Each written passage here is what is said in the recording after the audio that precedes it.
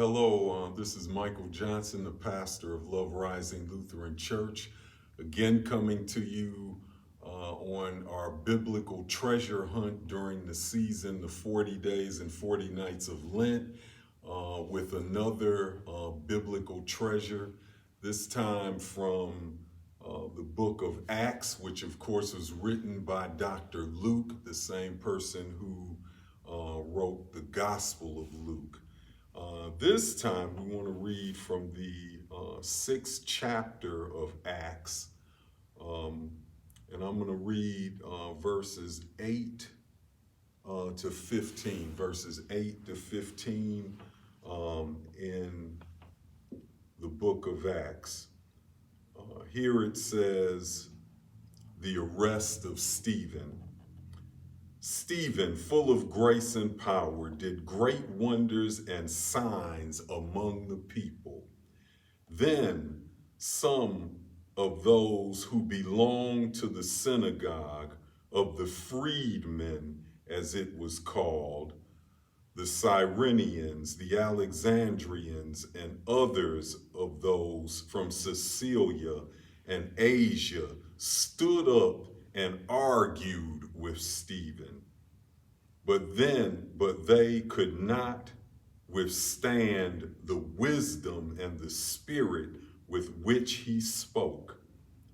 Then they secretly instigated some to say, "We have heard him speak blasphemous words against Moses and God."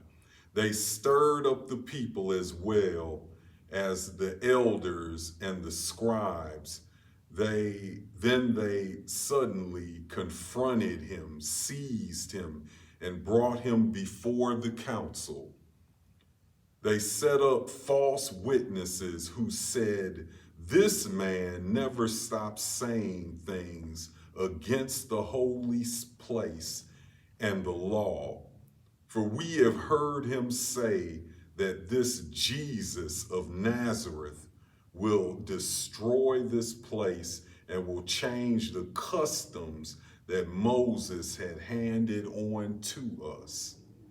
And all who sat in the council looked intently at him, and they saw that his face was like the face of an angel. Amen. Amen.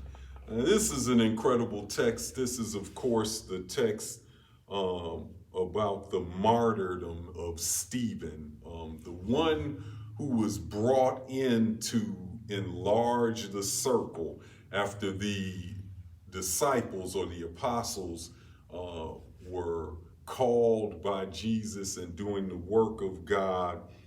They discovered that they needed some help, y'all.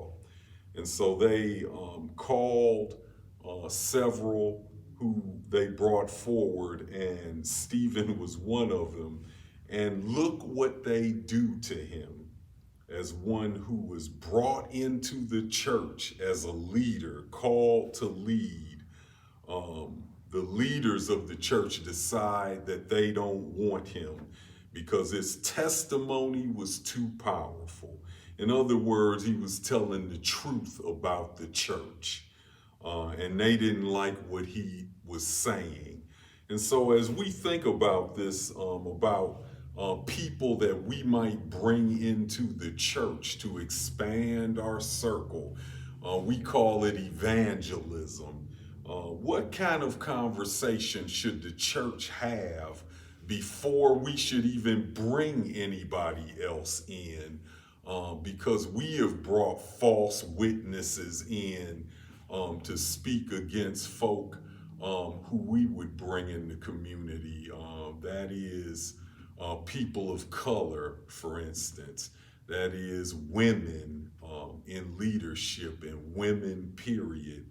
That is queer folk and folk who live on, all people who live on the margins, poor folk.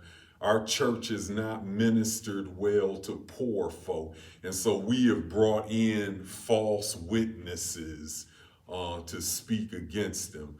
So talk about what is the conversation? What kind of a conversation do we need to have in the church before we should bring anybody else in to be crucified?